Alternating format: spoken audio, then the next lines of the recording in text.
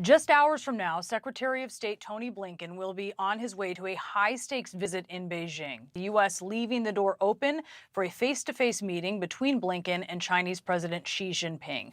Blinken's trip is happening in the wake of several highly charged military-related incidents between the U.S. and China. The most recent was earlier this month in the South China Sea. You see it here, a Chinese warship cutting off a U.S. Navy destroyer. This is an incident that was caught on video as the Chinese ship came dangerously close here, just 150 yards in front of this American ship. Today, Blinken said that he is prepared for, quote, candid conversations. Oren Lieberman is out front. A high-stakes visit with low expectations. Secretary of State Antony Blinken heads to China, trying to reopen crucial lines of communication with Beijing. Intense competition requires sustained diplomacy to ensure that competition does not veer into confrontation or conflict. And again, that is what the world expects of both the United States and China. Blinken's trip was canceled once before after the U.S. shot down a Chinese spy balloon that flew over sensitive U.S. sites in February. Since then, relations have declined with a series of dangerous encounters between two of the most powerful militaries on Earth, ratcheting up the tensions. In late May, a Chinese fighter jet sliced in front of a U.S. reconnaissance aircraft in international airspace over the South China Sea, according to the U.S., forcing the larger, heavier U.S. plane to fly through the wake turbulence of the Chinese jet. Days later in the Taiwan Strait, a Chinese Navy ship cut 150 yards in front of a U.S. destroyer in what the U.S. called an unsafe and unprofessional maneuver. China said the U.S. was there for provocation. Earlier, Defense Secretary Lloyd Austin shared a handshake with his Chinese counterpart in Singapore, even as Beijing rejected a formal meeting. Austin emphasized Friday that he's ready for dialogue.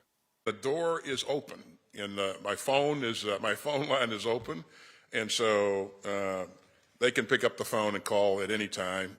A senior White House official said dialogue is how mature, strong militaries interact, and the stakes are just too high to avoid these critical lines of communication. But at the highest levels of the military, Austin hasn't met with his Chinese counterpart in a year.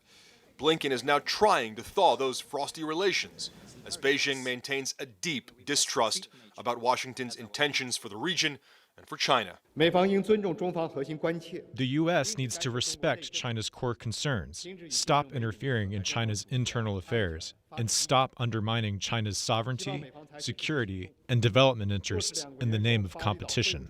The State Department said it's not expecting a breakthrough from this visit, just a realistic approach to manage the competition of world powers in a responsible way. If we want to make sure, as we do, that the competition that we have with China doesn't veer into conflict, the place you start is with communicating. Defense Secretary Lloyd Austin told lawmakers 1 month ago that the U.S. and the Biden administration were preparing a weapons drawdown for Taiwan to ship quickly in much the same way the U.S. quickly sends weapons to Ukraine. But we haven't heard much about it since then as we await this further announcement. Brianna, it certainly seems possible the U.S. has this on hold right now so it doesn't disrupt or derail this delicate diplomatic process that Blinken will try to advance here when he departs in just a few hours. Oren Lieberman, thank you for that. Out front now, Democratic Congressman Ro Khanna of California. He is a member of the House Oversight and Armed Services Committees and also the Select Committee on China. Sir, thank you so much for taking the time with us this evening. As you see Secretary Blinken taking this trip, what do the deliverables need to be? Does he need to meet with Xi for this trip to be a success? Brianna, first of all, it's good that he's going. I would define success as just opening the lines of communication. If we can get military to military contact back, if we can have more regular contact between our Secretary of State and Secretary of Defense. I don't think the benchmark should be whether he meets Xi Jinping.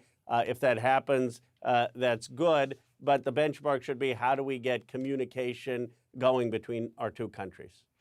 Bill Gates, the billionaire, met with Xi today in China. Xi called him a, quote, good friend. And it's notable because this is a visit that comes just 2 weeks after Elon Musk was in China meeting with top government officials there. Does it concern you that you have people like Gates and Musk, these billionaires who have a better relationship with the Chinese government than U.S. government officials do. Brianna, you're absolutely right. I mean, you have Bob Iger and Disney, Tim Cook at Apple, Elon Musk, Bill Gates, the NBA commissioner, who frankly have more contact with China than our own military leaders or our own political leaders. And I believe that's why we should applaud Secretary Blinken going there so that we have that dialogue. We had dialogue with the Soviet Union at the height of the Cold War, and people should reread President Kennedy's speech at American University where he said we need that dialogue even as we seek to win the Cold War. So there are places we have to stand up to China, but that doesn't preclude dialogue.